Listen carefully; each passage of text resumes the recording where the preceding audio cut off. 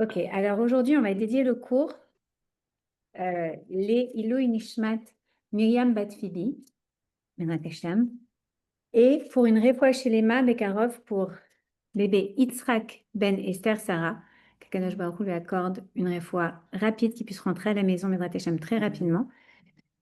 Pour Mima Bat Esther, Denise Dina Bat Fortuné, Eliaou Chaim Anavi Ben Tita Esther, qu'il ait eu des bonnes nouvelles aujourd'hui si Dieu veut, et Laetitia Bat Rachel.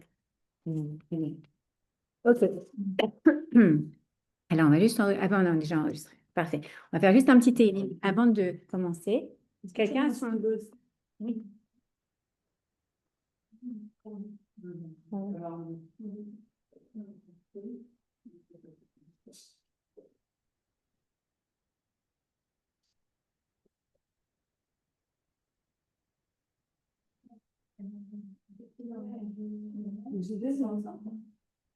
J'ai pas mis de gâteau exprès.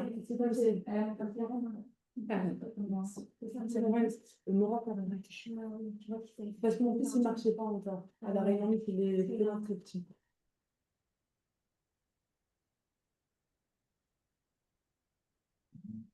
Alors, on a des bonnes nouvelles, Bezrat Hashem, pour Eliaou, Chaim, Anavi, Ben Tita Esther, Lamnatser Mizmor, les David, Yaranecha, Adonem, Yam Sarah, Esageter, Hashem Eloi, Yaakov, Ishtar Ezrecha, Mikodesh, Umitian, Isaadeka. יזכור כל מלכותיך ורעלתך ידע שני סלה, ייתן לך חלבביך וכל עצת חיים מלא. נרננה בשבועתך וכשם אלוהינו נדגול, ימלא אדוני כל משאלותיך. עתה ידעתי כי יושר אדוני משיחו, ירנהו משמי קודשו בגבורות ישע ימינו. אלי ברכב ואלי בסוסים. ואנחנו, בשם אדוני אלוהינו נזכיר, המה קראו ונפלו, ואנחנו קמנו ונתעודד, אדוני יושר העמלה ירננו ביום קורנו.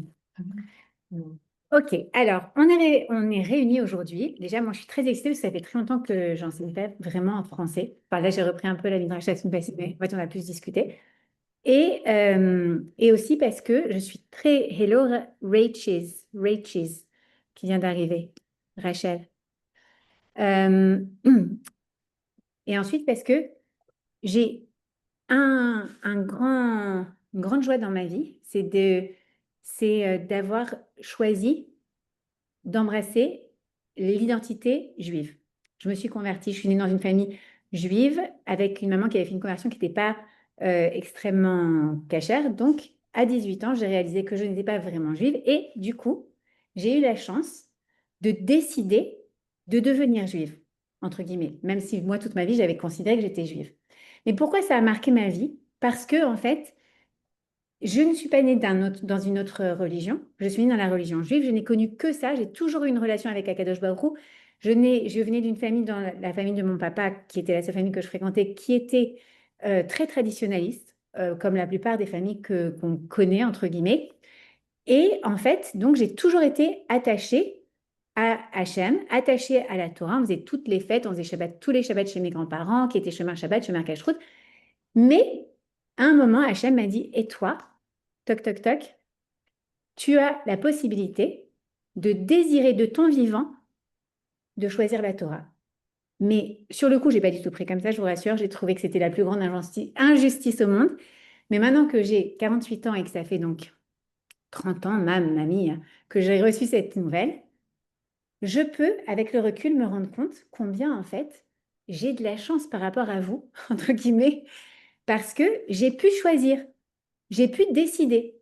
Et en fait, cette décision, je me suis rendu compte en travaillant avec Laura Frankfurter pendant très longtemps au French Rabbin et ensuite en développant les halotes, qu'en réalité, c'est une décision qu'on fait tout à un moment quand on veut s'accrocher à Hachem. Qu'on soit né dans une famille from birth, qu'on soit né dans une famille froum ou qu'on soit né dans une famille pas du tout attachée à la Torah, qui connaît rien. Peu importe, il y a un jour où on peut faire ce choix de s'attacher à Hachem, ce choix de décider de comprendre c'est quoi mon rôle en tant que femme juive. Et donc, c'est une mission qui me tient à cœur particulièrement et j'en ai fait ma vie. C'est le truc qui me motive le plus, c'est d'aider d'autres femmes à embrasser, au sens anglais du terme, pas français, embrasser la femme juive qui est en elle. Non, comment est-ce qu'on dit ça? Ouais, comment? d'assumer et de découvrir et de se mettre dans ce rôle à leur place de je suis une femme juive. Mais zut, est-ce qu'on se rend compte que ce que ça veut dire d'être une femme juive? Être une femme juive, c'est allumer la lumière dans le monde. Et quand je vous dis ça, j'ai envie de pleurer quasiment parce qu'on est tous en train de se dire, en train d'observer combien le monde est obscur. D'accord? Moi, j'ai mon fils qui est à New York et qui me disait non, moi, je trouve qu'il n'y a rien de spécial qui change à part que l'obscurité vient plus rapidement depuis que Mme Dany a été élue. J'ai dit, bon, ça, c'est pas vraiment lié à Mme Dany dans l'obscurité du jour, mais dans l'obscurité spirituelle, oui. En un sens, on est dans un moment de l'humanité dans lequel on sent vraiment l'obscurité. On sent vraiment la pesanteur. On sent vraiment qu'il y a des choses qui ont changé dans le monde. Et en fait, on oublie que ce qu'on fait physiquement en allumant les bougies de Shabbat, en faisant toutes les mitzvot de la femme, en réalité, qu'est-ce qu'on fait spirituellement? On est en train d'apporter de la lumière dans le monde. Et donc, comment ça va? Ça va? Mais tu es très belle, Moïcha. Ah bah voilà. Et la semaine prochaine, je m'habille comme toi. Ah bon, bah c'est C'est bien. là. Maman, t'as la... On a la tenue. Ouais. Pas du tout. Donc, on était en train de dire qu'en fait, on a de la chance en tant que femme juive et on ne le sait pas forcément. On oublie ça, en fait. Ou parfois, on ne l'a jamais appris. On est celle grâce à qui la lumière existe dans le monde. On est celle que Hachem a choisie pour apporter la lumière dans le monde. Et c'est pas rien, en fait. C'est pas rien. On peut pas dire, ah, mais attends, comment ça se fait que, voilà, la liste de ce matin, j'avais 2 personnes. La liste, elle s'agrandit. Et c'est que des gens autour, des gens qui sont malades. Comment est-ce que ça fait qu'il y a tellement de problèmes? Pourquoi? Parce qu'en fait, il y a, oui, une sorte de force, d'obscurité qui est là, qui est présente. Et nous, on a cette possibilité de la repousser. Comment? En étant qui on a le potentiel d'être. J'adore l'idée, beaucoup de femmes que j'ai eu la joie et la chance de rencontrer dans ma vie. Euh, c'était pas des femmes religieuses. Elles se croyaient pas religieuses, entre guillemets. Elles me disaient, non, mais moi, tu sais, je fais pas un cours de Torah parce que bon, je suis pas vraiment religieuse. Et en fait, ces filles-là, pour moi, c'était des filles tellement spirituelles. Je les voyais, elles allaient faire le tour du monde pour aller apporter une soupe à une vieille dame qui était malade. Elles allaient se préoccuper d'aller aider telle association. Elles allaient amener des cadeaux à des orphelins, des trucs, des machins. Elles sont en train de faire des misotes très souvent. Elles sont dans leur foyer extraordinaire et elles se disent, non, mais moi, je ne suis pas une femme religieuse. Ça veut dire quoi être une femme religieuse? Pour moi, ça veut rien dire. D'accord? Pour moi, une femme juive, elle a un rôle là où Hachem il l'a placé. Son rôle, on va le voir à travers les différents cours qu'on va faire ensemble. Je vous propose un programme que vous n'êtes pas obligé de suivre. Vous ne signez pas pour un an, je vous rassure. Vous pouvez choisir de venir quand vous avez envie. Mais moi, j'ai eu dans l'idée d'essayer de créer un programme qui nous permette de découvrir nos super pouvoirs. C'est le cours de la semaine prochaine. Découvrir nos super pouvoirs et ça va être un cours sur les 3 mitzvot de la femme. Aujourd'hui, c'est juste un cours d'introduction pour comprendre qui on est. D'accord? Et se dire le matin quand je me réveille, waouh, tu sais qui est-ce qui va allumer la lumière dans le monde aujourd'hui? C'est moi. Vraiment, c'est hyper important de se dire ça. Si vous allez dire ça aux gens, ils vont peut-être se dire, elle est complètement allumée celle-là, mais c'est pas grave. Mais non, on aime que tu sois allumé. Mais en réalité, c'est vraiment ça.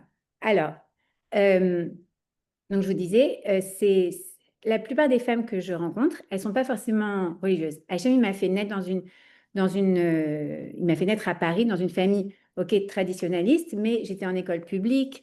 J'ai fait des études rôle assez poussées. Donc j'ai rencontré des gens de plein d'endroits différents et ça m'a permis aussi du coup d'avoir des accès à des personnes qui étaient juives et qui étaient très éloignées. Et en fait, à l'époque, je ne comprenais pas, je pensais qu'il fallait vraiment habiter à Bnei Brak pour servir Hachem. D'accord? Bnei Brak, c'est l'endroit le plus froum, peut-être, où on est à Sharim, je ne sais pas. Et en réalité, Hachem, il nous a placés chacune à des endroits stratégiques. Il y en a qui viennent. Moi, je suis née à Charenton-le-Pont, d'accord? J'ai grandi. Ouais. Ouais. J'habitais Charente. Tu sais pourquoi? Parce que le bureau de mon papa était à côté et mon père, il voulait. À l'époque, tu restais une semaine à l'hôpital et il voulait être à côté de moi. Donc, ma mère a accouché là-bas. C'est marrant. Voilà. Et ensuite, j'ai grandi porte de Saint-Cloud. Ensuite, j'ai été à Lille. Ensuite, j'ai été à Milan. Ensuite, j'ai été à Nice. Ensuite, j'ai été à Miami. Et c'est pas pour rien. À chaque endroit où on va, on a une petite mission. C'est qu'Hachem, il avait besoin que toi, Anaïs, qui a grandi à Paris, qui est allée ensuite à San Diego, je vous présente celle que je connais le parcours, et qui est ensuite arrivée à Miami, d'accord? Il avait besoin de quoi? Que toi, Anaïs Esther, tu viennes et que seulement toi pouvais allumer la lumière à cet endroit de cette manière-là. Chacune en est unique. Donc Hachem, il a besoin de nous toutes. Il n'y en a pas une dont il n'a pas besoin. Et quand je dis il a besoin, il a vraiment besoin. C'est aussi une responsabilité. Vous savez, on dit qu'on est le peuple élu. Le peuple élu, on peut dire, ah, genre, c'est un privilège, oui. Et comme je le dis très souvent, il n'y a pas de privilège sans responsabilité. Quand on a un rôle particulier et que c'est un privilège, ça nous donne aussi, en contrepartie, des responsabilités. Il a besoin que moi, petite Esther Batsara, j'aille être la personne que je dois être. Et on verra ce que ça veut dire. Et que j'aille allumer d'une manière que personne d'autre ne peut allumer, la lumière.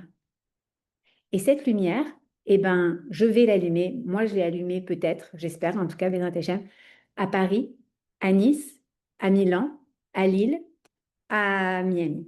D'accord? Et si Dieu me met dans d'autres endroits, c'est pour ça. D'accord? Et même quand c'est de manière... Comment ça va? Ça va, grâce à Dieu. Tu peux laisser ouverte, t'en fais pas. Merci beaucoup. Non, pas du tout. On est en train de parler du rôle de la femme juive et on est en train de dire qu'on a un rôle dans le monde et que notre rôle, c'est d'apporter de la lumière dans le monde. Et que si Hachem il nous a choisis comme ses filles, comme des femmes juives, c'est pas sans raison. C'est d'abord, oui, on est ses filles. Il nous aime comme ses enfants. D'accord? Et en plus, eh ben, il nous a donné ce privilège et cette responsabilité d'être celle qu'on a les qualités et les talents d'être, le potentiel d'être. D'accord? Et que là où on va dans le monde, donc toi, par exemple, t'es parti à New York, t'es né où? À Paris? En France, ok.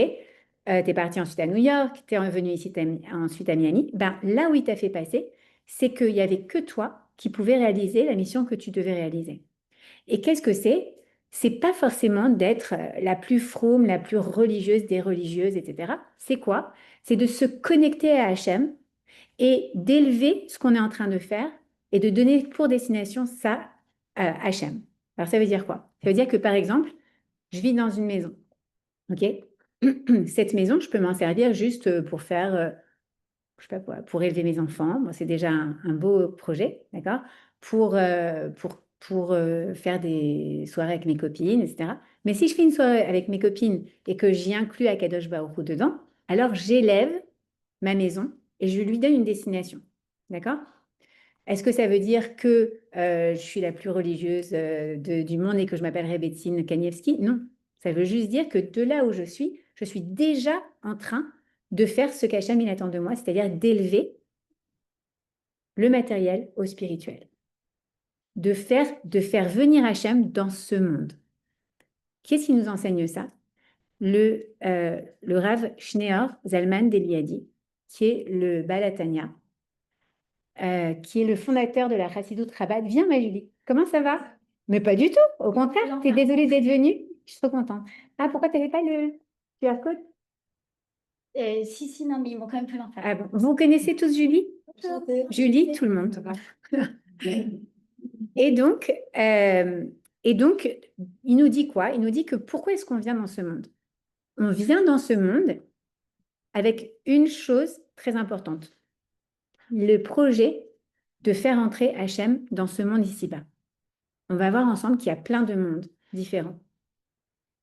Hachem, il a créé un monde, un univers, ok? Et à l'intérieur, il y a différents types de mondes. Alors aujourd'hui, on a de la chance parce qu'on a une sorte de parabole de ça. Voilà, par exemple, on dit Rachel ou Rachel? Rachel. Rachel et moi, on a deux téléphones. Si j'appelle Rachel, OK? Elle va pouvoir répondre et me parler. À l'époque des dinosaures, où j'étais petite, il y avait des câbles pour se parler d'un téléphone à un autre. Et déjà, mon grand-père, il disait, c'est l'Arjeb. C'est extraordinaire, c'est surhumain ce truc. Comment est-ce que d'un seul coup, tu prends le téléphone et tu... Il ne pouvait pas imaginer qu'un jour, on se verrait par téléphone. Il n'y avait que dans Inspecteur Gadget qu'on voyait ça. Et donc, je continue au téléphone, non? En revanche, qu'est-ce qui se passe aujourd'hui? On voit qu'il n'y a aucun lien entre les deux téléphones. Et pourtant, si j'appelle Rachel, je lui parle. Pourquoi? Voyons votre connaissance du monde technologique électronique. Ah, parce que j'ai composé son numéro. Alors, tu composes son numéro. Qu'est-ce qui se passe? Pourquoi ça appelle cette boîte? D'une boîte à une boîte, qu'est-ce qui se passe? J'ai composé, ça a son identité. Et qu'est-ce qui se passe de cette boîte à cette boîte? Explique-moi. Mais comment ça se connecte? Je vois rien, il n'y a pas de connexion. 5G. Ok, 5G. 5G, 5G, c'est quoi? C'est quoi 5G? Un réseau de quoi? Téléphonique. Téléphonique. Ça nous paraît normal aujourd'hui. Il y a 100 ans, on aurait dit que c'était de la sorcellerie peut-être, d'accord? Pourquoi? Parce que tu le vois. Est-ce que tu le vois, le réseau? Exactement. Tu as une télécommande et là-bas, tu as, ben, tiens, voilà, une cheminée. Alors, je ne l'ai jamais mis, je crois. Enfin, juste pour faire des dîners romantiques. OK. Tu appuies sur la télécommande, ça allume la cheminée. Qu'est-ce qui s'est passé? Il y a eu des ondes. Tu les vois, les ondes? Non. Il y a des choses aujourd'hui, et à l'époque, ça n'existait pas. Il y a 100 ans, 200 ans et 1000 ans. Il y a des choses qu'on sait, qu'on ne voit pas, on ne les sent pas. On n'a aucun, mais on est sûr qu'elles existent. C'est pas quand même incroyable? Non, mais c'est pas quand même fou qu'on se pose même pas la question comment de cette boîte à cette boîte? Non, tu as le bitachon dans le 5G. Ok? Ça veut dire que tu es sûr à 100% que c'est tout à fait normal. Je ne le vois pas. Je ne le sens pas. Je ne peux pas le toucher. Aucun de mes sens. Mais ça marche. J'ai confiance que si j'appuie ce numéro, et pourquoi ce ne serait pas le téléphone de quelqu'un d'autre qui sonne? Parce que je sais que quand je compose ton numéro, c'est toi. J'ai confiance en ça.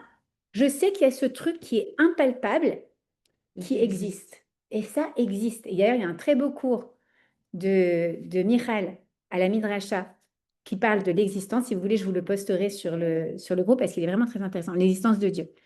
C'est incroyable. En tout cas, et sur la Emouna. Ça veut dire quoi? Ça veut dire que je ne le vois pas, je ne touche pas. Il y a un monde qui est présent dans notre monde et qu'on ne voit pas. Aujourd'hui, on le sait, ça existe pour les énergies, d'accord? Tu sens même quand il y a une fille qui rentre dans la salle, parfois tu dis, ah, celle-là, elle a une bonne énergie. Tu en as d'autres, tu dis, voilà, je sais pas ce qu'elle a celle-là, mais elle est rentrée, ça a mis un froid. D'accord? Pourquoi? C'est des énergies. Donc, il y a les mondes, le monde matériel, et il y a le monde qu'on appelle spirituel. Et figurez-vous que de la même manière que quand tu composes matériellement un numéro de téléphone sur ton téléphone, ça crée quelque chose de spirituel, d'énergétique. Et bien, c'est la même chose quand on fait quelque chose dans ce monde, ça a un impact dans le monde spirituel. Et c'est pour ça d'ailleurs que quand tu mets une pièce dans ta tzedaka, qu'est-ce qui se passe? La pièce, tu l'as donnée à personne pour le moment, elle est dans la boîte, dans la tirelire, entre guillemets, dans la tzedaka box. Qu'est-ce qui s'est passé? La mitzvah est faite. Et donc, qu'est-ce qui s'est passé? Tu as créé un ange, un malach, un ange qui a pour mission de prouver que cette mitzvah, elle est faite, d'une part. Et surtout, qu'est-ce que ça a créé? Tu as élevé les particules divines qui sont à l'intérieur de cette boîte et à l'intérieur de cette pièce. Et tu as fait que désormais, ton mazel peut changer grâce à cette tzedaka. C'est ouf ou c'est pas fou? C'est incroyable. D'accord? Tout ce qu'on fait dans ce monde a un impact dans l'autre monde, dans le monde spirituel. Et aujourd'hui, on est capable de le croire à 100%, puisque on est assez capable de croire que quand je compose son numéro, ben ça va parler de cette boîte à cette boîte. C'est ouf. Mais on est habitué maintenant. Et bien, c'est la même chose avec le fait que quand j'allume les bougies de Shabbat, la Torah nous dit, tu es en train d'apporter de la lumière au monde. Lorsqu'une femme juive, elle allume les bougies de Shabbat à l'heure, pas une heure après. Non, pas une heure après. Dans les 18 minutes, c'est encore possible. D'accord? C'est mieux pas. Normalement, c'est comment est-ce qu'on dit? En cas d'urgence. Mais tu es dedans, tu es dedans. En ce moment, il y a des urgences parfois d'avoir à manger pour Shabbat. D'accord? Quand Shabbat rentre à 5 heures, tu es là où? Surtout les premières semaines, tu n'as pas encore l'habitude. D'accord? Donc, mais d'allumer les bougies avant l'heure de l'allumage des bougies ou à l'heure de l'allumage des bougies ou éventuellement dans les 18 minutes, qu'est-ce que tu es en train de faire? Toi, tu dis, j'allume les bougies, je vais prier, allez hop, on rentre dans Shabbat, ça y est, je peux arrêter de cuisiner. Mais en réalité, pas du tout. Tu es en train de Jess, comment ça va? Mais pourquoi tu dis pas ça? Tout le monde dit pas, je suis venue. Ouais, alors voilà, une bonne énergie vient de rentrer. Mais au contraire, ne t'excuse pas d'être venu, au contraire, on est trop content. La bonne énergie. La bonne énergie, bah, au Hachem, exactement. Alors, donc, j'allume les bougies de Shabbat. Et qu'est-ce que je fais à ce moment-là? La Torah nous dit, tu mets de la lumière dans le monde. Hello! On est tout en train de regarder les infos et de se dire, oh, Alia, c'est pas possible. Non, encore, non, je vous en supplie, c'est pas possible. Encore un gosse de 12 ans dans le narcotrafic à Marseille qui s'est fait shooter. Encore un truc, encore ci, encore ça, encore en Israël, tout ce qui se passe, encore un khayal. Tu dis, c'est pas possible. Toi, avec ta petite allumette ou ton briquet à long bec, whatever you prefer to use, d'accord? Tu peux allumer le monde. Tu peux venir réparer cette obscurité et allumer le monde. Et alors encore plus, un truc de fou, vous connaissez le principe de la logique kantienne, je ne sais pas comment on dit en fait. Quantique, merci beaucoup. Qu'est-ce que c'est? C'est quantum science. Ah, ok. Ok. Alors, qu'est-ce que ça nous dit? Quantum physics. Physics. Exact. Alors, qu'est-ce que ça nous dit? Ça nous dit quelque chose qu'on connaît aussi dans la Torah, mais c'est pas grave, c'est bien parfois qu'on nous le répète aussi dans le monde des sciences rôles. Qu'est-ce que ça nous dit? Que quand une molécule est observée, elle n'agit pas de la même manière que quand elle n'est pas observée. C'est pas fou? C'est-à-dire que quand tu regardes quelque chose, ça se développe différemment de quand tu ne regardes pas quelque chose. C'est fou, ça, je ne sais pas. Ouais. Ah bah, regarde, tu vas voir, mets sur YouTube Les arbres, physique quantique, exactement. En fait, quand tu apportes ton attention et ton intention dans ce que tu es en train de faire, eh bien, tu changes le pouvoir de ce que tu es en train de faire. Donc, maintenant que tu sais... Pardon? Exactement. Exactement. Alors, qu'est-ce que ça veut dire? Ça veut dire que quand on est en train d'allumer les bougies de Shabbat, maintenant qu'on a fait ce cours, qui ne sert pas à rien, juste à manger, t'as rien à rien manger, vous n'avez pas servi. Qu'est-ce qu'on va se dire quand on allume les bougies de Shabbat? On va se dire, attends, tu sais quoi? Là, je m'apprête, pas seulement à faire rentrer Shabbat, pour moi, pour mon mari, pour mes enfants. Je m'apprête pas seulement à illuminer ma maison de la lumière de ces bougies. Je m'apprête aussi, et c'est aussi important, à amener de la lumière dans le monde. Waouh! Je vais vous dire, vous allez allumer vos bougies avec cette intention-là. Et bien, vous allez sentir vraiment quelque chose de spécial. C'est spécial. Pense à tout le bien qui est entre nos mains. Tu regardes ces mains et tu te dis, ces mains, elles sont pas bonnes que à faire des boulettes. Et ça, il faut que je dise à mon fils. David Joseph. Comme ça. Non, ces mains, elles ont en elles un pouvoir. C'est le pouvoir de la femme juive. Le pouvoir d'élever le matériel au spirituel et d'amener de la lumière dans le monde. C'est toi qui nous as appris que quand on allumait les bougies, et je suis sûre que tu vas dire dans ton prochain podcast que tu as arrêté le temps. Ouais, Et que ce temps-là, voilà, c'est ça. Ben, et à ce moment-là, tu avais dit, j'avais écouté cette journée, je ne sais pas si c'était de toi ou de quelqu'un d'autre, que quand par exemple tu allumes la bougie de, je sais pas, d'un tzaddik Shabbat, eh ben, tu imagines que cette flamme, elle est partie mettre une lumière sur le tombeau, sur ta lumière, sur ta bracha. Sur ta bracha. Donc, à chaque fois que j'allume les bougies, je Tu as me, ça- je me cette souviens que visualisation. ce que tu avais dit, qu'on a arrêté ce temps pour allumer. En plus, c'est vrai, quand on enlève nos mains, on dirait que la maison est plus éclairée. Eh ben, c'est le monde qui est plus éclairé. C'est le monde qui est le plus éclairé. Vous savez que les bougies de Shabbat, et on le verra la semaine prochaine, elles viennent réparer l'obscurité qui s'est passée après le après la faute de l'arbre de la connaissance du bien et du mal. OK? Ça aussi, on va le revisiter. On va revisiter, on va comprendre qu'en fait, la femme n'est pas une tentatrice mauvaise, méchante, vilaine qui a tenté Adam et à cause d'elle, l'obscurité est tombée dans le monde et l'humanité est tombée dans l'obscurité. Pas du tout. On va aller trouver au contraire comment est-ce que, au contraire, la femme, elle a amené avec son intelligence féminine, ce qu'on appelle en français le cinquième sens, non, sixième sens, pardon. Oui, le cinquième, c'est autre chose. Avec le sixième sens, elle a amené en fait l'humanité à être dans sa mission. Ça, on va le voir. OK? Donc d'abord, est-ce que vous avez des questions sur cette introduction sur laquelle je suis restée un peu longtemps? Vous avez des questions là-dessus? Vous avez des commentaires là-dessus? Non?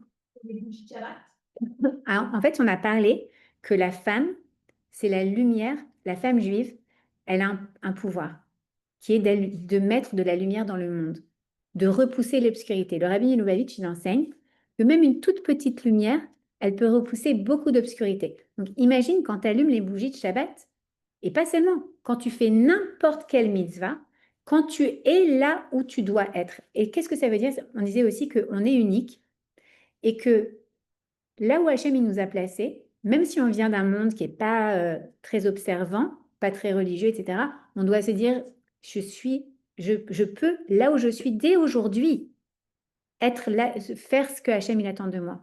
Je n'ai pas besoin d'attendre, de comprendre ce que ça veut dire Shabbat, de faire Shabbat, d'être habillé de sniout, de manger strictement kasher, etc., etc. Dès aujourd'hui, je peux déjà inclure Hachem dans ma vie et du coup me rapprocher de lui. Et du coup, oui, peut-être je ferai Shabbat un jour, je ferai ci, je ferai ça, mais déjà là où je suis, je peux servir Hachem.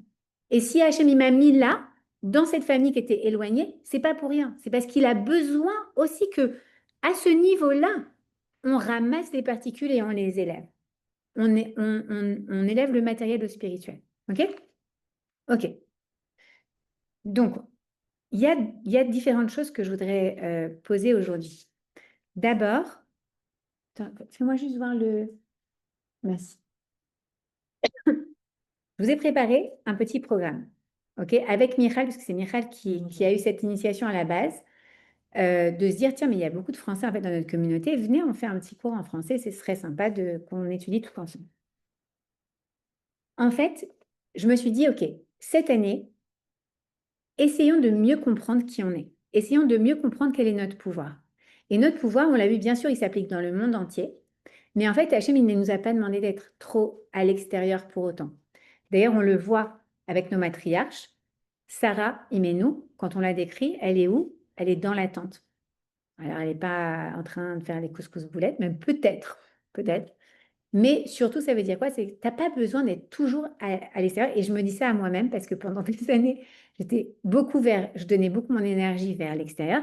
C'est aussi très important de se rendre compte qu'en fait, en étant à l'intérieur de sa maison, ou de sa vie, ou de son couple, ou de son petit cercle avec ses enfants et ses amis proches et ses parents, etc., etc., etc., déjà là, tu ne te rends pas compte, mais tu es en train d'envoyer de la lumière dans le monde.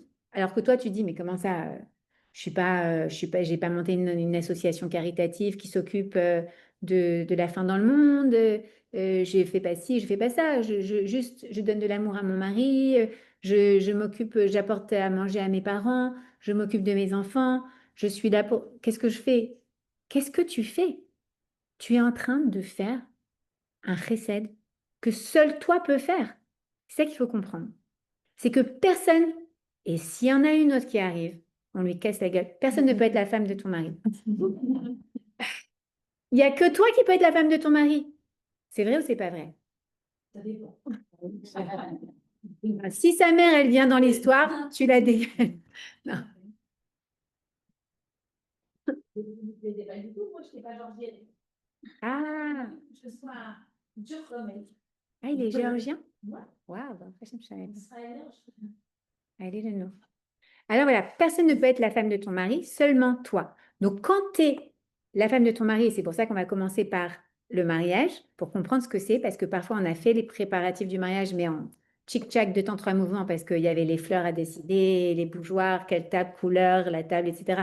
Alors que c'était une soirée et le reste, toute la préparation du mariage, c'est pour le reste de la vie, mais tu n'as pas eu le temps de le faire. Alors, on va refaire ça, on va revoir un petit peu, pas seulement les lois, parce que les lois, c'est important, mais en fait, on a compris que chaque chose physique, elle a un impact spirituel, émotionnel, énergétique. D'accord? Donc, quand on parle des lois, on ne parle pas que de lois. La Torah, elle a différents niveaux d'interprétation. Donc, on va aller voir aussi ce que ça vient nous apprendre pour nous-mêmes, sur nous-mêmes, également dans notre relation à l'autre, évidemment à son mari, mais pas que. Parce que quand on apprend à être à sa place dans son couple, ben on apprend aussi à être à sa place dans la vie. Alors qu'on soit trop ramassé, qu'on laisse trop d'espace à l'autre et que du coup, on ne sait pas pourquoi on s'énerve à la maison. On s'énerve à la maison parce qu'on n'occupe pas toute sa place. Donc, on est sur la défensive. Et on est plus sur la défensive à la maison parce qu'à la maison, on se dit, bah, c'est le seul endroit où je peux manifester mon besoin de territoire que je ne me suis pas accordé. Et parfois, c'est l'inverse. On est trop envahissant, d'accord? Et on devrait apprendre à faire de la place pour l'autre. D'accord? OK. Donc, le mariage, hyper important, grande étape. Et c'est à peu près 8 cours. Alors, c'est quoi ces cours? Vous les avez sur la première page. Merci beaucoup. Je suis désolée. C'est la découverte, premier cours, découverte de tes pouvoirs. Les mitzvot de la femme nous enseignent nos super pouvoirs. Deuxième cours, la relation idéale, comprendre ce qui nous rapproche. À travers ça, je vous donne quand même les lois, hein, mais pas que. Troisième cours, l'art de donner et de recevoir. Là, on va parler de l'énergie féminine et de l'énergie masculine en toute harmonie, et donc de la place de l'un et de l'autre. Ensuite, on parlera du Hefsek Tahara, et ça va nous permettre aussi, le Hefsek Tahara, on verra ce que c'est ce qui marque, la première vérification qui marque l'arrêt des règles, ok? Et ça, en fait, ça va nous permettre d'approcher quelque chose de très important, le respect de soi, le respect de l'autre. Et à travers ça, de comment est-ce qu'on peut poser des limites. C'est pas facile pour tout le monde. Il y en a pour qui c'est facile, mais il y en a pour qui c'est pas facile. Moi, je fais partie des gens pour qui c'est pas facile. Et c'est un travail que je fais encore aujourd'hui, de savoir poser des limites. C'est quelque chose qui n'est pas évident. Donc, important de le faire. Ensuite, cinquième, compter les jours, symbole de la construction de notre couple. Les eaux d'Éden, la pureté d'Israël, ça, on ira au Mikvé. Alors, je vous explique, pas besoin de prendre un maillot. Juste, on fera le cours au Mikvé. Mais on n'ira pas se baigner ce jour-là. Septième cours dans les secrets de l'union. Alors là, les filles, bon, il y en a qui m'ont déjà prévenu. Esther, celui-là, je le ferai seul avec toi. Je ne veux pas parler de ça devant. Et c'est OK. Si vous n'êtes pas à l'aise, on parle d'intimité ensemble, il n'y a pas de problème. On ne va pas parler d'intimité pour raconter ce qui se passe dans les chambres des uns et des autres. Pas du tout, Khalila. On va aller découvrir ensemble qu'est-ce que c'est l'intimité dans la Torah et que c'est une mitzvah et que ça apporte énormément de lumière dans le monde aussi et que c'est quelque chose où on est très proche d'Hachem et qui unit notre couple et qui est le fondement du Shalom Bayit. OK? Donc, c'est un truc important aussi. Et numéro 8, merci beaucoup, je n'avais pas dû marquer le numéro 8, les rendez-vous du bonheur, une vision commune. Comment est-ce qu'on établit une vision ensemble, des rendez-vous? On se prend un calendrier, viens, on se prépare. Alors, cette année, voilà, est-ce que tu as un parent qui peut venir garder les enfants? On se prévoit même une nuit à l'hôtel. C'est pas grave, c'est top. C'est extraordinaire. Une nuit, 2 jours. Si on ne peut pas partir, parfois c'est compliqué de partir, on n'a pas de famille juste à côté. On fait une nuit à l'hôtel à Miami, il y a des hôtels de partout, il y a de la bouffe cachère de partout, c'est facile, c'est le plus bel endroit, tout le monde veut venir en vacances à Miami, d'accord? Et bien, faire un petit staycation, ok, in Miami with your date, with your love, et bien, ça fait repartir la machine comme en l'an 20. Enfin, en l'an 20. L'an 40. En l'an 40, les Chaïm. OK. Voilà, alors il est 10h08. On se donne jusqu'à quelle heure? Moi, je peux parler pendant 2 heures, mais on se donne jusqu'à quelle heure? 10h30. Toi, tu as un 10h30? OK. Alors, on va du coup commencer le cours. Pardon. Non, mais parce que c'était sur le... On va commencer un peu le cours. Bien sûr, tiens. Et tiens, je te rends celui-là. S'il n'y en a pas pour tout le monde, j'en réimprimerai. Je ne savais pas combien on était aujourd'hui, donc j'en ai fait quelques-unes. OK. Morgane, Rachel, Esther, est-ce que vous avez des questions? Nous vous prenons en compte même si vous n'êtes pas là. Oui, pardon. Ah, mais elle est vraiment allumée, genre Esther.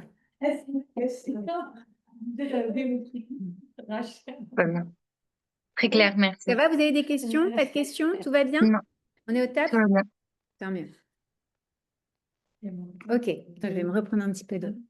Alors, on va commencer le cours et on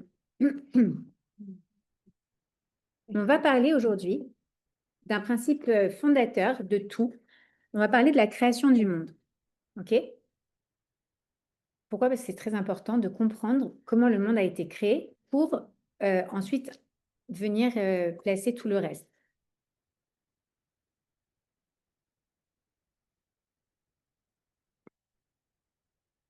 Je vous dis quand même le programme avant. D'accord? Donc, on a parlé, pardon, parce que je me suis arrêtée au mariage. Donc, il y a mariage. Ensuite, éducation. Éducation, je vais me baser sur des enseignements du Rav Jacobson. J'ai fait une formation avec ma belle-sœur qui s'appelle Joy Galam. Elle a un très beau livre qui s'appelle S'élever avec ses enfants. Et d'ailleurs, si vous voulez l'acheter, je les ai ici. Donc, n'hésitez pas. Mais on va les étudier ensemble pendant quelques semaines aussi. Je pense à partir du mois de janvier. C'est un super livre. Et ensuite, on fera développement personnel. Ça veut dire quoi, développement personnel? Je suis coach de vie, mais je ne vais pas vous vendre mes services. L'idée, c'est quoi? C'est d'aller en fait comprendre que pour être bien dans son foyer, pour être bien avec ses enfants, bah en fait, il y a quelqu'un qu'il faut travailler les cocottes et c'est jamais l'autre, c'est soi-même. Et donc, on va aller voir comment la Torah nous permet de trouver les outils pour se raffiner soi-même à travers les enseignements d'un très beau midrash qui vient commenter le Eshet Raïl. Et donc, on va aller voir, tout en apprenant les grandes femmes juives, qu'est-ce qu'on a en nous comme talent, comme force, comme parfois vulnérabilité, pour se raffiner et pour mieux vivre et mieux apporter de la lumière dans sa vie. OK? Vous êtes partante? Ouais? OK, alors on commence. On commence donc avec la création du monde. Donc, avant que le monde soit créé, même si c'est bizarre de dire avant parce qu'en fait, il n'y avait pas de temporalité à l'époque, d'accord, mais bon, dans notre manière de penser, nous, on est dans la temporalité et dans l'espace. Donc, on a besoin de simplifier les choses, de mettre les choses à notre niveau humain, d'accord? Donc, avant que le monde existe, eh bien, on dit que Hachem était tout. Alors, ça veut dire quoi? Hachem était tout. Ça veut dire qu'il n'y avait rien d'autre que lui. D'ailleurs, vous connaissez Ein Od Milevado. Il n'y a rien d'autre que lui. Il n'y a rien d'autre que lui. C'est toujours le cas aujourd'hui. Mais on a moins l'impression de ça. D'accord? Mais on va voir comment c'est. Je veux qu'on comprenne ce que ça veut dire aujourd'hui. Il n'y a rien d'autre que lui, que tout est Hachem. Donc, je vais vous prendre un exemple d'un bocal. OK? Et c'est dommage parce que pour une fois, j'ai un bocal et des chamallows, mais je n'ai pas assez de chamallows pour faire le bocal. Je vais vous expliquer pourquoi. Tu connais, toi, l'histoire des chamallows et du bocal? OK. Donc, imaginez, vous avez un bocal en verre, d'accord? Et ça représente, d'une manière très, très fausse, l'univers avant que Hachem, l'univers avant que Hachem ne crée l'univers, d'accord? Donc, imagine, voilà, tu as un bocal avec des chamallows. Pourquoi des chamallows? Parce que c'est très bon, déjà, mais pas que. Parce que c'est une matière expansible, molle, d'accord? Donc, tu peux imaginer que tu as un bocal comme ça et que tu mets tous les chamallows au possible, il n'y a plus d'espace, tu pousses jusqu'à ce qu'il n'y a pas 1 millimètre sans chamallow. OK? Ce chamallow, les Havdil, représente Hachem, entre guillemets. Alors, une fois, j'ai fait ce cours. Et il y a une fille, à la fin du cours, qui vient me voir et qui me dit, c'est incroyable. Je dis oui. Elle me dit, je ne savais pas qu'Hachem était fait de chamallow. Et je dis, non, non, c'est une allégorie. Donc, je le dis, c'est une allégorie, ce n'est pas vrai. Hachem n'est pas fait en chamallow. C'était une jeune fille, quand même. Donc, c'est juste un exemple, d'accord? Juste pour que vous visualisiez, OK, on a mis plein de chamallows, l'espace est plein. En gros, tout était Hachem, d'accord? Il n'y a pas 1 millimètre de vide. Il n'y a pas 1 millimètre de vide. Hachem dit, tiens, il a une idée, d'accord? L'idée, on le verra peut-être, on va parler des sphirotes aussi aujourd'hui. Les sphirotes, c'est 10 filtres qui vont permettre la création, à travers laquelle Hachem va passer pour créer le monde. On va voir un petit peu ça. Donc, l'idée de base, c'est quoi? L'idée de base, c'est on va créer un monde. Ça s'appelle Chokhmah. Ça fait partie des sphiras. Vous me dites si c'est trop compliqué, on revient à un truc plus simple. C'est sphiras de Chokhmah. Chokhmah, c'est j'ai une idée. J'ai une idée, tiens, on va créer un monde. OK? Bina, je vais distinguer, c'est le deuxième filtre. Pour créer ce monde, ben, il faut que je fasse de la place. OK? Il faut que je fasse de la place. Alors, imagine, t'as ta jarre, comment? Bina en français, c'est genre la... C'est distinguer, on va dire, la distinction. Chokhmah, c'est plus l'idée complètement abstraite. Alors, on va d'abord faire les filtres et après, on va revenir à la création. Ensuite, on a, donc, on va faire les 10 sphirotes et après, je vais vous revenir. Alors, on a Chokhmah, Bina, et ensuite, ben ok, il faut que je fasse de la place. Mais maintenant, concrètement, comment je vais faire de la place? Ça, c'est Da'at, la connaissance. Il faut que j'ai connaissance de mon comment ça s'appelle? De mon environnement, de ce que j'ai comme capacité, comme chose, pour pouvoir faire ce monde ou faire ce projet. D'accord? Donc, on a Chokhmah, Bina, Da'at. Juste un petit aparté. Chokhmah, Bina, Da'at, ce sont les initiales de Chabad. Intéressant. Le mouvement Chabad, c'est justement Chokhmah, Bina, Da'at. OK? C'est fait exprès. Oui, oui, c'est fait exprès. C'est les initiales de Chabad. Oui, exactement. Alors, Chokhmah, Bina, Da'at, c'est en fait l'intellect. D'accord? En gros, c'est les sphères intellectuelles. C'est j'ai une idée, je vais essayer de réfléchir à qu'est-ce qu'il faut pour cette idée, et ensuite je vais essayer de voir comment la mettre en pratique. Mais on n'a rien touché de matériel encore, on n'est que dans l'intellectuel, que dans voilà, la conception. OK? Ensuite, on ne va pas voir ça tout de suite, mais je vais quand même vous les citer. Ensuite, ben, je vais avoir besoin de quoi? Chokhmah, Bina, Da'at. Ensuite, on va passer par le Chesed. Chesed, c'est-à-dire en fait, c'est une énergie où j'ai plein d'idées. Attends, mais on va faire ci, on va faire ça. Imagine que tu dois organiser la bar mitzvah. La bar mitzvah, tiens, ça, c'est assez récent chez moi. La bar mitzvah de ton fils.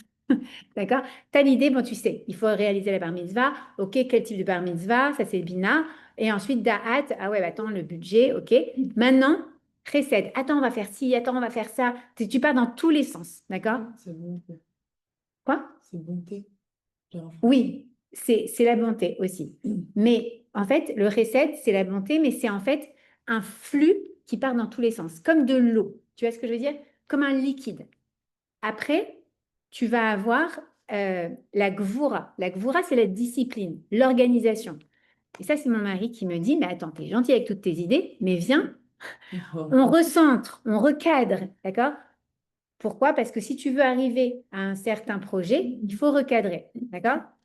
Donc ça, c'est la gvoura, la discipline. Exactement. En fait, tu recadres ton énergie qui part dans tous les sens vers quelque chose qui fait sens. Ensuite, donc, on a fait Chokhmah, Gvoura, Tiferet. Tiferet, c'est l'équilibre. OK, bon, maintenant, il ne faut pas que ce soit non plus trop cadré parce que sinon, tu perds du kiff. D'accord? Donc, tu fais entre les deux. Tu laisses l'équilibre. Tiferet, ensuite, Netzar. Netzar, il faut que ce soit la continuité, donc c'est la constance. Ensuite, il y a Hod. Hod, c'est la fondation. Et ensuite, Malchut. Malchut, c'est la royauté.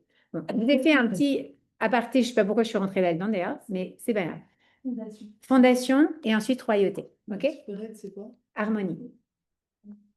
La splendeur, l'harmonie. OK, donc ça, c'était juste un petit aparté, désolé, sur les sphirotes. En tout cas, Hachem, il se dit, OK, on revient dans notre bol de marshmallow, d'accord? Jarre de marshmallow. Hachem se dit, attends, j'ai besoin je veux créer le monde. Je veux créer un monde. Donc, qu'est-ce qu'il faut que je fasse? Mais là, il n'y a pas d'espace. Je suis partout, j'occupe tout l'espace. Donc, à Kadosh Baruch Hu, on nous dit, il est la parfaite harmonie, le parfait équilibre entre le féminin et le masculin. Et là, on va découvrir deux concepts très importants qu'on va revoir tout au long de notre série sur le mariage. L'énergie féminine, d'accord, ça se dit Mekabel. Mekabel, c'est cette capacité à faire de l'espace pour faire exister l'autre. Ça, c'est l'énergie féminine. Nous, en tant que femmes, on a de l'énergie féminine et masculine. On n'est pas que féminine. Il n'y a que Chava qui était juste énergie féminine. Nous, on est énergie féminine et masculine. OK? On est un mélange des deux. L'énergie masculine, ça s'appelle Mashpia, et c'est on va occuper, avancer, achever, construire. D'accord? Donc, Hachem utilise son côté féminin, qu'on appelle la Shrina, d'accord? Et il va faire de l'espace. Pourquoi? Pour permettre au monde d'exister. Donc, imaginez votre bol de chamallow. Vous voulez faire de l'espace dans cette union, dans cette chose qui est, dans cette jarre qui est pleine, d'accord? Donc, qu'est-ce que vous allez faire? Vous allez compresser le chamallow, et le chamallow, il se compresse. Donc, vous allez le presser pour faire de l'espace, pour laisser de l'espace pour créer le monde. Donc, imaginez, vous avez ces chamallows et vous les compressez. Qu'est-ce qui se passe quand vous les compressez et que vous les relâchez? Exactement. Toute matière que tu compresses, naturellement, va vouloir reprendre sa place avec la même puissance avec laquelle tu l'as compressée. Ça s'appelle le Tzimtzum. Vous avez déjà entendu parler de ça? Le Tzimtzum, c'est cette compression, contraction de Akadosh Baruch Hu qui vient faire de la place pour permettre au monde d'exister.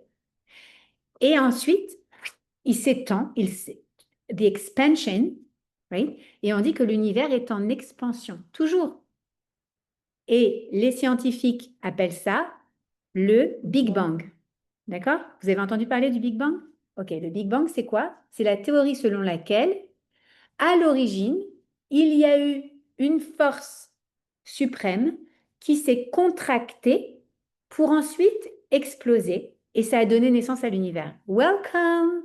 Si Bereshit, Bereshit, bara Elohim, ben on a tout ça en fait à l'intérieur de Bereshit, la Genèse. La première paracha, les premières lignes de la Torah nous expliquent exactement ça. Hachem s'est contracté et ensuite, qu'est-ce qui s'est passé? Il a, entre guillemets, explosé. Ça veut dire quoi? Ça veut dire qu'en fait, il a réoccupé l'espace, mais d'une manière différente. C'était des particules d'Hachem qui ont créé le monde. Donc, c'est pas qu'avant, Hachem était tout et qu'aujourd'hui, il y a le monde et il y a Hachem. Non. Hachem, Ein Od Milevado, il n'y a rien d'autre que lui parce qu'en fait, tout ce qu'on a, cette chaise, ce corps, cette lampe, ces copines, ce téléphone, tout est fait à partir des particules qui viennent d'Akadosh Baruch Hu. Donc en fait, il n'y a rien d'autre que lui. Ok? Il n'y a rien d'autre qu'Hachem. Parce qu'en fait, il s'est contracté, et tout est venu de sa création à lui. Je vais vous donner un exemple qu'Hachem nous a donné pour nous permettre de comprendre ça. Ok? Est-ce que vous avez des enfants qui sont en bas âge en école juive? Oui. Vous connaissez cette chanson? Hashem is here, Hashem is there, Hashem is truly everywhere. Up, up, down, down, right, left, and all around. Here, there, and everywhere. That's where he can be found. Hachem, il est où? Hachem, il est en haut, il est en bas, il est à droite, il est à gauche. Il est partout. C'est fou. Mais comment est-ce qu'on peut savoir ça? Comment est-ce qu'on peut être sûr de ça? Il y a un très joli machal que j'adore raconter, qui est l'histoire de deux jumeaux.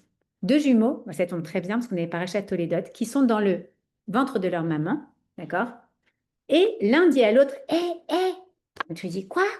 Parce qu'ils parlent dans le ventre de leur mère, ils se comprennent en tout cas. D'accord? Hé, hé, ouais, quoi? Ben, tu crois, toi, en la maman? L'autre lui dit, bah, bien sûr que je crois en la maman. Alors il dit, hé, si tu crois en la maman, bah, dis-moi où elle est. Alors il dit, comment ça? Dis-moi où elle est. Eh ben ouais, moi je la vois pas la maman, donc moi j'y crois pas. Alors l'autre il dit, mais enfin, maman is here, maman is there, maman is truly everywhere. Up, down, right, left, all around.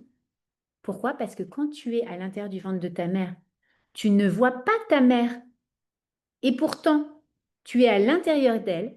À chaque instant, c'est à travers son cordon ombilical que tu es en vie, que tu manges, que tu respires, que tu es oxygéné, que tu peux réfléchir, que tu peux sucer ton pouce dans le ventre de ta maman. Tout ce que tu fais et tout ce que tu es vient de ta maman.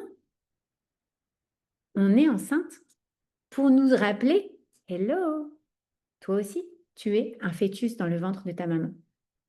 Toi aussi, tu es contenu à l'intérieur d'un tout qui te tient en vie, qui te donne de l'oxygène à chaque instant. Chaque instant. Hachem est en train de souffler dans mes narines une souffle de vie qui est ma neshama à chaque instant.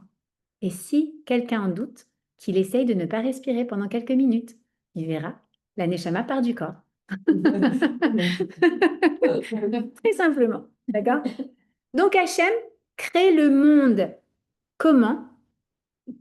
En donnant très généreusement des particules de lui-même et il forme le monde. On verra. On va sauter les étapes. D'accord? Vous connaissez que ça se fait en 7 jours. OK? Mais nous, on va faire fast forward to day number 6. D'accord? Le 6e jour, Hachem a créé un super programme, franchement, de folie. Un monde, il y a de la verdure, il y a de la mer, il y a du ciel, il y a des oiseaux, il y a des poissons dans l'eau. D'accord? Il y a des... C'était quoi il y avait une chanson quand on était petit. Il y avait des éléphants et des... Bon, bref. Je sais pas, j'ai des réminiscences. Ouais, des orang-outans. Ok. C'était dans l'Arche de Noé, je ne sais pas. Bon, bref. Ok, il y a des animaux de partout. Ok, et qu'est-ce qui se passe à ce moment-là? Il dit aux anges, créons un être à notre image. Créons un être à notre image. Pourquoi notre image déjà? Pourquoi pas à mon image? Dit Hachem, d'accord? Parce qu'on a dit Hachem, il est à la fois masculin et féminin dans un seul. On sait qu'il n'y a pas deux Hachem. Hachem Echad. On le dit tous les jours, 4 fois par jour, Shema, Israël, Adonai, Eloheinu, Adonai, Echad. D'accord? Il y a un Hachem. Tu montes, tu descends, il n'y a que un. Pourquoi est-ce qu'on ne dit pas créons un être à mon image? Parce qu'Hachem, il est multiple en un. Il est à la fois masculin et féminin, parfaitement harmonieusement, en un seul être. C'est très limitant de dire être pour Hachem, mais en une seule unité. D'accord? Et donc, quand il crée un être à son image, qu'est-ce qu'il fait? Eh bien, il crée un être humain, androgyne, à la fois masculin et féminin, dans un seul corps. OK? Au départ, Adam Arishon, le premier homme, n'est pas homme comme ça, comme on l'entend aujourd'hui. D'accord? Il est à la fois masculin et féminin en un seul body, dans un seul corps. Imaginez-vous maintenant, moi avec Arnaud, collés comme ça. Ça va? Ouais, au top. Toi avec Laurent, toi avec Aaron, toi avec Ethan, toi, je ne connais pas les noms de ton mari. Imaginez-vous comme ça, steak dans un seul corps. Ça va? Ouais, super. D'accord? C'est un peu rasera. Oui, t'imagines? Ok, c'est rasera, pourquoi? Parce qu'à aucun moment, on peut vraiment se retrouver, en fait. C'est bien d'être un. Ça nous met dans notre tête, tiens, on est créé un. Si je me suis mariée, et on va commencer à introduire certains petits trucs du mariage, c'est qu'en fait, à la base, eh ben, on était une seule et même personne.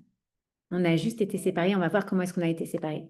Comment est-ce qu'Hachem crée? Donc, il a cette idée de créer un homme, d'accord? Un être humain. Comment est-ce qu'il va créer cet être humain? Il va prendre, nous dit la Torah, de la terre des quatre coins du globe, d'accord? C'est très intéressant. Pourquoi déjà? Parce que moi, j'adore cette idée. C'est que Hachem voulait, cette terre, elle est de couleurs différentes. Donc, il prend de la terre de couleurs différentes et il la forge de couleurs différentes. Pourquoi? Parce qu'un jour, l'être humain ne sera pas à un seul endroit. Il sera diffusé dans le monde entier et qu'on ne veut jamais que la terre le rejette. Parce qu'il ne faut que jamais la terre le rejette, alors il est fait de tous les différents types de terre. Adam, qui tire son nom de Adama, la terre en hébreu, est fait de terre. Son corps seulement est fait de terre. Et c'est d'ailleurs pour ça qu'à la fin de la vie, Admea Ve'esrim, quand l'âme se sépare du corps, qu'est-ce qu'on fait du corps? On le remet à son origine, c'est-à-dire dans la terre. OK? Donc, on enterre. Pourquoi? Parce qu'à la base, l'être humain a été créé à partir de la terre. Donc, on remet les choses à sa place. Chaque place a sa chose. Et chaque chose a sa place. Vous connaissez cette histoire des grands-parents qui nous disaient? OK. Donc, Hachem prend de la terre, des quatre coins de la terre, il l'amalgame avec de l'eau comme ça, il en fait un être d'argile, ok? Comme une sorte de poterie, de truc qui a pas de vie en fait. Un corps sans vie, ok? Et ensuite, comment est-ce qu'il lui donne vie? Il lui insuffle dans ses narines une Ishmat Chaim. Il lui souffle dans les narines un souffle de vie. Cette souffle de vie, une neshima, d'accord? C'est quoi? C'est en fait sa neshama. Et la Chassidoute nous enseigne que c'est quoi la neshama? C'est quoi le souffle? Le souffle, ça vient du plus profond de toi, d'accord? C'est une partie la plus profonde de la personne, ok? Et bien en fait, ce souffle, c'est une partie d'Hachem. Cette neshama, nous dit la Chassidoute, c'est une chelek eloka à l'intérieur de soi, mimal, vraiment, mamash. C'est pas genre tménik, c'est un petit morceau d'Hachem que tu as à l'intérieur de toi. Non, c'est vraiment un morceau d'Hachem à l'intérieur de soi. Hachem, on a dit, il n'est pas limité par le temps ni l'espace. Hachem, il est éternel et il est infini. Éternel, ça veut dire qu'il n'est pas limité par le temps. Infini, ça veut dire qu'il n'est pas limité par l'espace. Donc, quand on parle de la Neshama, il faut comprendre, et c'est très important parce qu'aujourd'hui, on a dédié ce cours, Leilou Nishmat Miriam Batfibi. Miriam Batfibi est éternelle. La Neshama est éternelle. C'est le corps qui est limité par la temporalité. Mais le corps sans la Neshama n'est pas en vie. Le corps prend vie quand il y a une Neshama, une âme qui rentre à l'intérieur. OK? Et d'ailleurs, je prévois un cours sur The Journey of the Neshama pour comprendre qu'est-ce que c'est la vie. Je vous dirai si ça vous intéresse, ce sera en anglais. Mais une fois que la personne doit mourir, qu'est-ce qui se passe? La Neshama, elle remonte de là où elle vient. On a dit d'où elle vient. C'est le souffle d'Hachem. Donc, elle repart vers Kadosh Baruch Hu, right? Et le corps, il retourne à la terre. Donc, Hachem crée un être masculin et féminin dans un seul corps. Il lui insuffle un souffle de vie, un morceau de lui à l'intérieur. Il prend vie, il se réveille, et là, il va voir la création du monde. Waouh! Imaginez le Gan Eden. Même Miami, c'est rien à côté. D'accord? C'est trop beau. Waouh! Splendide, c'est magnifique. Et Hachem lui dit, attends. Tu sais que je t'ai créé à mon image, donc tu as le même pouvoir que moi.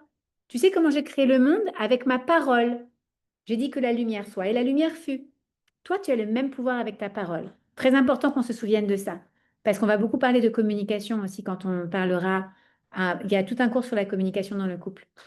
Ok? La parole peut construire, peut créer, mais elle peut aussi détruire. Ok? Donc il lui dit, viens mettre en place ton pouvoir de parole avec le... Non, il est 10h30. On va s'arrêter dans 2 minutes. Avec le... tu vas nommer les animaux. Je vais te montrer tous les animaux et tu vas les nommer. D'accord? Donc, il amène aux zoos de la création et il voit monsieur et madame fourmi, monsieur et madame girafe, monsieur et madame éléphant. Ouah, ils passent tous comme ça devant lui. Et Adam, qu'est-ce qu'il fait, Adam Arishon? Donc, homme et femme dans un même corps. Il les nomme. Il dit, toi, tu vas être madame, monsieur et madame fourmi, monsieur et madame girafe, monsieur et madame éléphant. Et en même temps qu'il les nomme, il leur infuse en eux une certaine énergie, un certain caractère, trait de caractère. Et ensuite, il finit de nommer tous les animaux de la terre. Et il se dit, mais attends, Hachem, excuse-moi. Bon, je ne vous le fais pas dans le texte, hein, mais Hachem, franchement, c'est pas trop bizarre que les autres êtres qui vivent, tu les as fait l'énergie féminine dans le corps féminin, l'énergie masculine dans un corps masculin. Ils ont chacun une altérité, un autre. Et moi, je suis tout seul. Oh, mesquine. Hachem lui dit, tu as raison. Il n'est pas bon que l'homme soit seul. Nous allons lui créer une Ezer Kenegdo. Une aide Kenegdo, comme contre lui. C'est-à-dire que parfois, on va avoir l'impression qu'elle est contre lui. Et parfois, en réalité, on va comprendre que c'est jamais contre lui. Ou c'est jamais contre elle, parce que c'est l'un et l'autre, puisque on est en train de créer une aide pour une personne qui est à la fois féminin et masculin. D'accord? Donc, en fait, on est l'un pour l'autre. Celui qui va nous aider à devenir la version parfaite de notre unité. Donc, Hachem, et je vais terminer avec ça, Hachem va donc séparer le côté féminin, et non pas la côte, le côté féminin qui est déjà, et ça aussi c'est important, mais on le verra plus la semaine prochaine, le côté féminin. Ce côté féminin, qu'est-ce qu'il est? Il a déjà reçu une Neshama, d'accord? C'est le côté, c'est Chava qui va créer. Et donc on se rend compte que l'homme est créé de la terre, reçoit une Neshama, et seulement après, la femme est tirée, donc créée, à partir d'un être qui avait déjà une Neshama. On a dit la Neshama fait partie du monde spirituel. Et du coup, la femme est naturellement plus connectée au spirituel que l'homme. Ça explique notamment pourquoi la femme n'a pas certaines mitzvot qui sont là que pour rappeler à l'homme d'être spirituel. OK? Elle l'a en elle. Pourquoi? Parce qu'elle a été créée comme ça. On n'a aucun mérite, hein. On a été créé comme ça. Nous, on peut être en train de faire des boulettes et en même temps en train de prier. L'homme, il fait des boulettes, il fait des boulettes. Enfin, ok, d'ailleurs, c'est pour ça qu'un homme qui est chef, ouais, mais un chef cuisinier, tu vas voir quand il fait son truc, il est précis. Nous, c'est un peu de ci, un peu de ça, un peu de truc. Pourquoi? Parce qu'on est en train de faire d'autres choses dans la tête. On est en train de penser à celui-là. Et que cette boulette, tu vois, moi, je me souviens, ma grand-mère, elle m'a harmonné quand elle cuisinait. Et que cette boulette, elle soit pour celui-là. Et que ce truc, il aille pour celui-là. Et que celui qui mange celui-là, il ait cette bracha. Et que celui qui... Mais on apprend de nos grands-mères. D'accord? Ou de nos arrière-grand-mères ou des grand-mères des autres. OK? Que quoi? Que, en fait, même quand on fait quelque chose de physique, on l'a dit encore, nos petites mains, elles sont là pour créer des grandes choses et pour amener de la lumière dans ce monde. Donc, la femme, elle n'a pas besoin d'être avec des tefs ou d'aller en minyan. Il y a les filles de Michal, Odélia, qui m'a fait découvrir une chanson que j'adore, qui s'appelle Courage, fille du roi. C'est une chanson créée par AI. C'est très joli, je voulais vous la faire écouter après si vous voulez. Et dans cette chanson, à la fin de la chanson, elle dit, et si parfois tu te dis que ta prière est peut-être moins bien que celle d'un garçon, t'as pas besoin sache que tu n'as pas besoin de 10 hommes pour que ta prière monte au ciel. Et c'est vrai. Les hommes, ils ont besoin d'être en groupe parce que c'est dur pour eux, parce qu'ils sont ancrés dans leur matérialité, dans le fait ils viennent de la terre. Mais nous, toutes seules, dans notre cuisine, dans notre bureau, dans notre voiture, on est en connexion 5G avec Akadosh Baruch Hu. OK? Donc voilà, on va clôturer avec ça pour cette semaine. Je suis ouverte à toute question, tout commentaire, toute redirection, toute contradiction. Vous pouvez y aller. Merci. Merci beaucoup.